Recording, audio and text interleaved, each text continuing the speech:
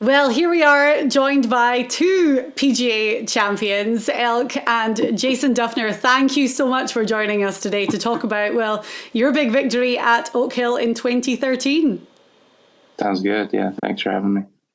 Elk's got the Wanamaker on full display. That was me, by the way. I requested Yeah, well, it. you made me get it. Well, I'm like, we're in a very unique, privileged position here that we have two winners on, so we have to be able to see at least one of the trophies. Jason and I have drank out of this trophy together in Auburn, so we'll probably put that up later on. But I want to talk to Jason a little bit about this week. Early on here already, they're talking about Oak Hill. You know, it's been redone. They went back in and sort of found a bunch of the old golf course, redid it. Jason, you know this course very well. You shot 63 here in the second round. Ton of pressure was on you the whole week of the PGA. Give us your impressions of Oak Hill, you know, right out of the gate. And what are these guys looking at, you know, firstly this week? Yeah, I think there'll be some similarities from when we last played in 2013, but the golf course is completely redone. I think routing is pretty similar. I think they have 3 completely new holes. So the routing would be familiar to me. But the green complexes are completely changed, and the bunkering around the green complexes are completely changed. I think they've added maybe 300-400 yards to the golf course. I don't know exactly what holes those yardages are added. So it's going to play longer than it did in 2013, possibly. But the guys are hitting it further. I think this is a pretty good example of some golf courses have the ability to extend their length, which keeps the integrity of the distance standard of, you know, maybe what I played 10 years ago. Certainly what, was it 1980 that Nicholas won there?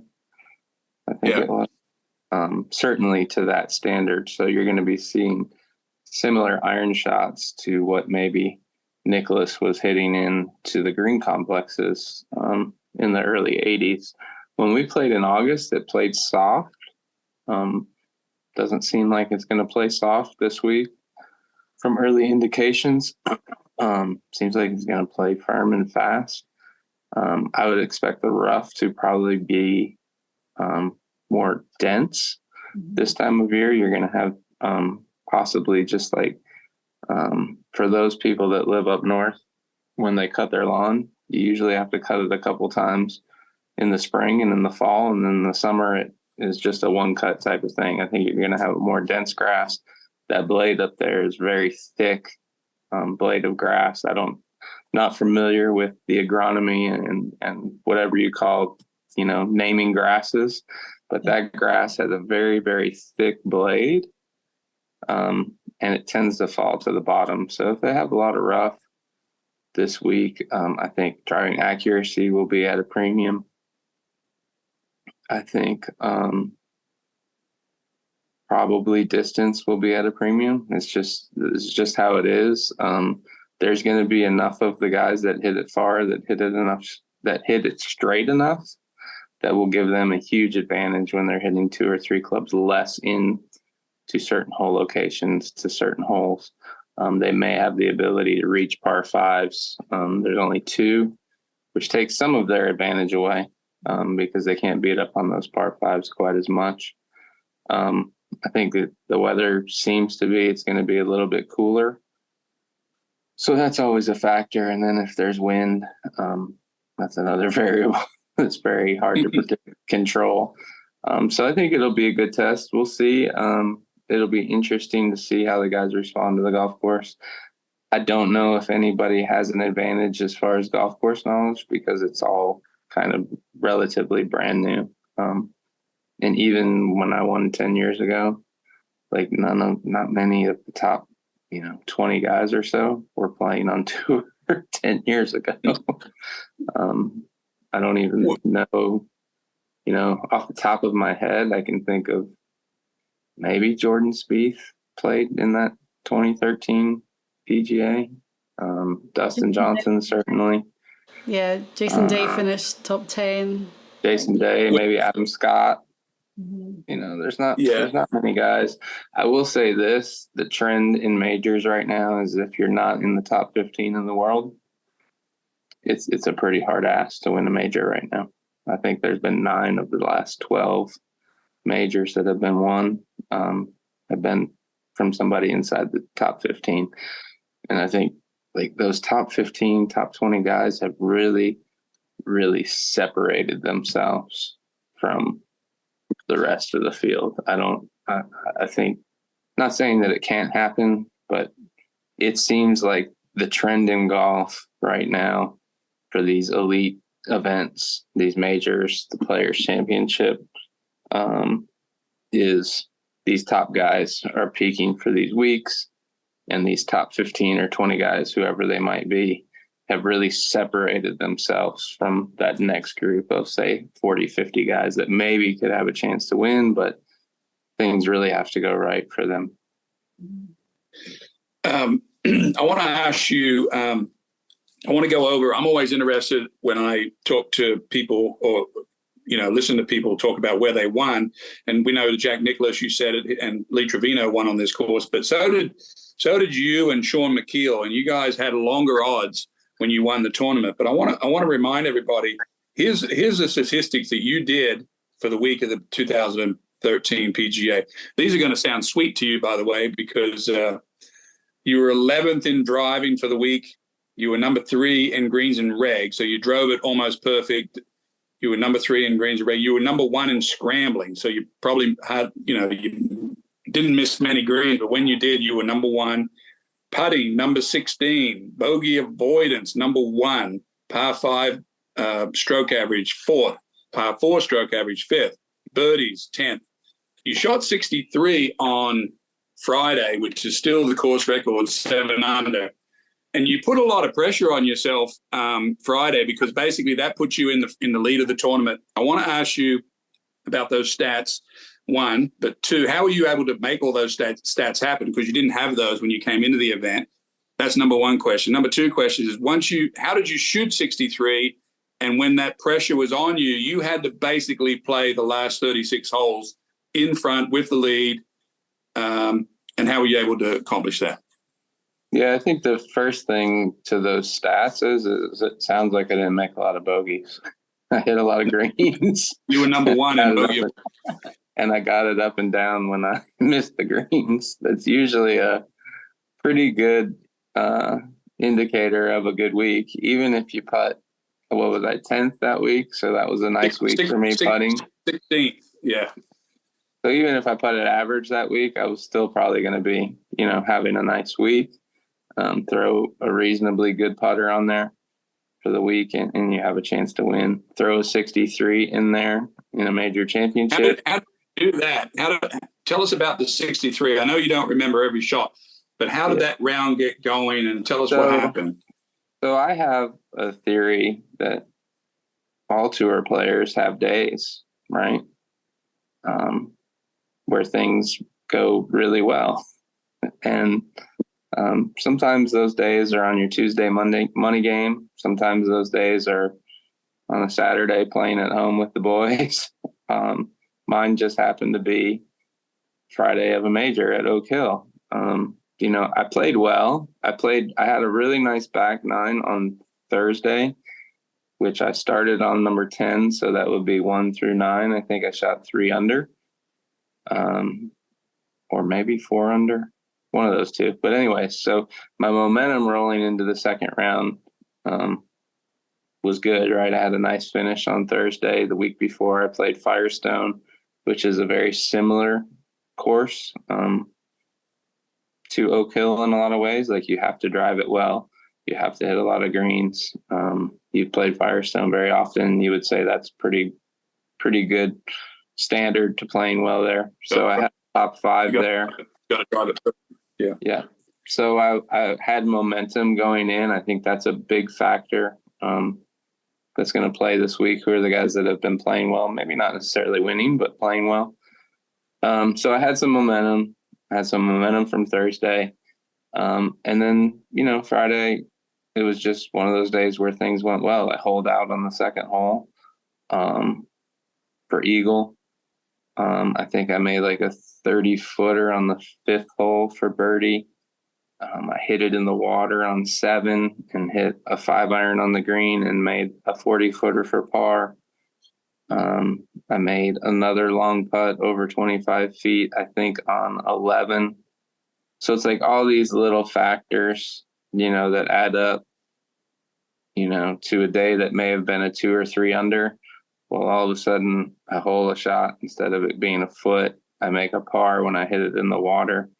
I make 2 40-footers instead of 2 putting those. And now all of a sudden, a 67 turns into a 63, right? It's not like I did anything amazing and just ball striked it to death. And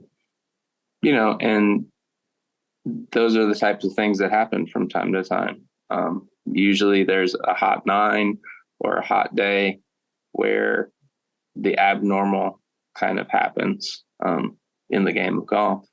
And that's what really propelled me. And then I think on Sunday, the biggest thing is everybody wants to talk about all these wedges that I hit inside of 3 feet, which was very helpful. But they also don't realize that I hit it out of play on 2, had to get back to the fairway, got up and down for par from 110 yards or so.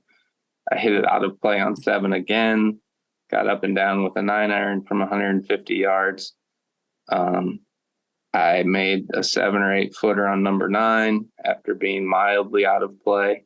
So it wasn't like it was just like this absolute perfect round, but I was able to glue the round together with some things that don't normally happen in the course of a round. If you're pitching back to a fairway, I don't know what the odds are of making par from 150 yards, but I did that 2 times, right? So that could be the difference between winning and losing.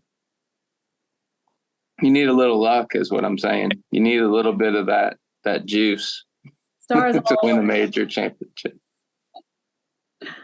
Yeah, you're making it sound like it wasn't all your fault, but it sounds like a regular Jordan Spieth round you're describing there, the way he kind of plays. But I wanted to ask you, ask you that question. What was it like shouldering the pressure on Sunday? I'm always interested in guys that, peak out their games like you, like me. Whenever they did peak in their career, they were able to finish it off and win a major. I mean, I know what the air is like out there. You do too. It's different. You know what you're trying to do, but I want you to tell us a little bit about that back 9, just what it was like for you. You knew what was at stake.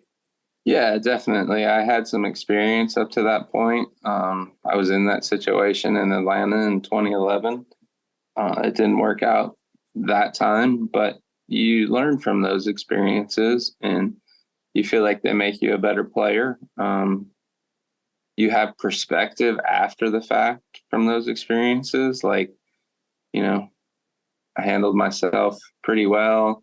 I was close. I can do this. And you gain knowledge from that. I think you learn from that. And I was able to kind of take some of my failures and even some of my successes on the PGA Tour and wins and use that on Sunday. We all know that there's pressure out there and you're trying to do something that not many people have ever done. I'm not exactly sure about how many people have won a major championship in golf, but I would say it's probably in the 200s, maybe low 200s. So there's only been 200 or so people that ever play the game to win a major. So, you know what's at stake, but you also have a lot of experience and a lot of knowledge. And also a lot of confidence in the physical skill of the game because you're up there high on a major leaderboard. That means you're doing things very well on a technical standpoint and on a physical standpoint. So it's just being able to manage and organize your thoughts and stay kind of in your process. My routines were extremely important to me that week. That kind of kept me in the present of whatever goal I was trying to accomplish shot by shot. I think the pros use that a lot. And there's just like some of that special sauce as far as like cognitive skills go with tour players, right? They're able to really block out distraction really well and really focus on what the task might be for each shot to shot. being comfortable when things are uncomfortable is something that I've talked about a little bit. I think the elite players really have a understanding of how to do that. I don't even know if you can learn that or teach that, or if that's just something people are born with. I tell that to Jordan all the time. I said, you're like top 3 in the world that when things are uncomfortable, you're very comfortable for whatever reason. So I think all of those factors play into it. And, you know, there's just a lot of pieces of the pie when you're peaking at that level that are all at a very high rate and an accelerated rate for that moment of time. You know, for me that week, it was like I had momentum from the week before. I was confident, like I'm shooting good scores. I'm playing well. My practice sessions were very clean. The ball was going where I wanted it to. Didn't have a lot of concern. I had all these past experiences for me to help me through this. And at that moment in time, I was very comfortable being in that spotlight for whatever reason. And there's been times where I've been uncomfortable in that spotlight, you know, but it's like all these pieces of the pie that make a professional golfer who he is, or a guy who's, you know, top 100, top 50 in the world who he is. They're all just kind of peaking at that one moment for that week. And it's a very fragile state too, because one shot, one grouping of holes, 9 holes could change any of those factors to a negative, you know. Have you been back, Diane. Have you been back to Oak Hill since the win? No, I haven't been. I was looking forward to playing this week, but we're having a baby this week, so I will trade that life experience for going back to Oak Hill and giving it a go this time. I've been very lucky. That's another major right there. That'll be your second major. For sure. I've been lucky to have a 24-year career as a professional golfer, and I've played lots and lots of tournaments, and I've played lots and lots of majors, and I've won a major. But you know, this is a period of time where I think that I need to be at home and take this experience in. There'll be other golf tournaments, and hopefully there'll be some other majors in the future. Oh, amazing. I teed up whenever anyone talks about babies now. Oh, well, we're over the moon for you, obviously, and it'll be a special weekend. Maybe we'll have baby in a Wanamaker trophy, you never know. Maybe. Final question. It does, and you've talked about the top 15 players that sort of separated themselves when you're talking about guys like Rahm, who curve the ball one way, left to right. Scheffler moves the ball around quite a bit. I was looking, you know, we do a show on who's going to win this tournament. I'm not asking you to necessarily pick, but are you thinking that driving may be the most important club this week? Yeah, I think probably I would be very surprised if someone drove it poorly this week and contended. The scoring will be probably better. You have the record at -10. A single digits is what we're thinking this week. Yeah, I would say. Yeah, I would say 6 to 10 under probably, depending on weather, depending on conditions. I think the rough is going to be really challenging. We've all heard this in the lead up before, especially at U.S. Opens. Oh, the rough is so penalizing. You can't hit it in the rough. And then by the end of the week, somebody is significantly more under par than what people felt like might have been the winning score, right? So I think you are going to have to drive it straight, but I think it goes back to what I said. There's so many guys that have 175 plus ball speed, right? And a percentage of those guys are going to hit enough fairways that is going to be advantageous for you. It wasn't like it was 10 years ago where we had 30 guys that really hit it far, right? Well, maybe 25 of those guys just had a bad week, right? And maybe when you played, there was 15 guys that hit it really far. And maybe 12 of those guys had a bad week, right? So when you have like close to 100 guys that have 175 ball speed or higher that are in the field, like if 25% of them don't have a good week, that's still 75 guys that are hitting it far and straight and have a huge advantage. So like if I was looking for a player to, it would be somebody that drives it relatively straight. You're probably going to need to be around 60 to 65%, and somebody that hits it far for the week, because then they're going to be able to take advantage with shorter clubs to hole locations that are more tucked and more difficult to get to. If I have an 8-iron, I can maybe get at a pin because the land angle's coming down steeper, the spin rate's higher. But if you have a 6-iron, or in some cases a 5-iron, like you're going to have to play over there 40 feet. And unless you just have a historical week of holing 40 footers, you're at a disadvantage, So I think one of these guys that hits it far, that's probably in the top 20 in the world, is going to hit it straight enough to have a chance. And there'll probably be 4 or 5 guys on Sunday that are in that model, top 20 in the world, hitting it straight for the week and have distance, have power associated with their game would be my guy. And maybe throw in some short game there, right? I'm sure there's somebody that fits that model that hits about 60% of the fairways, that is, a power guy, and that is maybe in the top 25 in short game. I like, who do I like this week? I like Xander. He's been playing very well. He fits that category, I think. Obviously, he's trying to win his first major, so there's some things to overcome with that. But maybe this is his week. I really like Sung Jae Im, but I am a little concerned that he played in Korea last week. So he went Charlotte, Korea, New York. That's a lot of travel.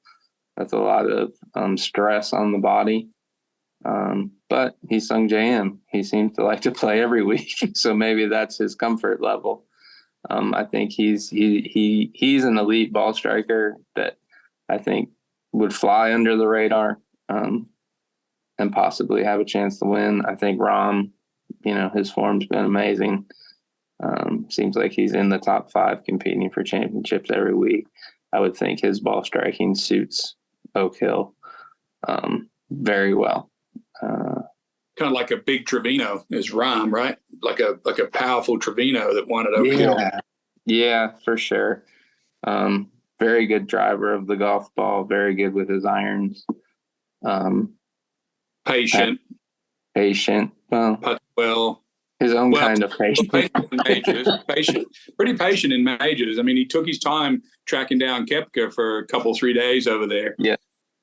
Yeah, that's true. And a good putter and pitcher and chipper of the golf ball. I think, I don't know how detailed the stats are, but it'd be interesting to see like guys that chip really well out of rough when we actually have rough. So like Memorial, US Opens, things like that, because I think there's going to be rough around the greens, and that's something out on tour we don't see very often. So there's an adjustment right there. And then there's also a knowledge of what it takes to get this ball to come out of this rough correctly with control, right? There's some technique knowledge needed, and then there's some just understanding how to chip and pitch out of the rough. As you know, that's very different than out of fairway height. Yeah. And you've got 3 big players coming off the Live Tour, that are all front of mind for us anyway. Koepka, I'm talking about Dustin Johnson and Cam Smith. Those 3, they have nothing's changed for you in your mind about their games, has it? From playing over there, they're still in the same categories that they were. Yeah, definitely. When I was looking at the Masters, I was wondering in my head, do they have enough competitive rounds, right? Do these guys really play enough competitive golf? And that was a storyline by the media too. So I wondered that. I didn't have an opinion either way, but seemed like these guys that played the Live Tour that are in the majors had a pretty successful Masters tournament. We had a couple guys, I think Mickelson and Brooks finished second. Is that right? And Reed, top 5 with Patrick Reed. Yeah. So Yeah. I don't think, much has changed for these guys. They seem to be okay with playing that type of schedule in competitive environment. And they had success at Augusta. Not all of them had success, but that's how golf is, right? You can't predict like you're going to play perfect the week of the Masters. It'd be nice, but it wasn't a failure from their part. I think a lot of people were thinking like, oh, they're going to miss cuts. They don't have that edge, so to speak. But I think, maybe there's some advantages for them playing a little bit of a limited schedule, being more fresh, maybe mentally and physically, and maybe even being more prepared. I think they just played Tulsa. Was that this past week? Yeah. Yeah. So maybe having a couple weeks off after Augusta to recharge, refresh, and then refocus, retool your golf game, then have a competitive week before. Maybe to some players, that's an advantage, right? Not every player is the same. Some guys like to play a lot. Some guys don't like to play the week before the major. Some guys, you know what I'm getting at? Well, when you think about, Jack Nicklaus's schedule and Tiger Woods' schedule, they only played 15 events. I mean, that's shocking to think about that right now because tour average, is 25 now at least? Yeah. So when you think Jack coming out or even Tiger coming out for 15 events. Yeah, we don't need to get into it too much, but the tour schedule really, really grinds on the players. It's a long schedule. It's a lot of travel.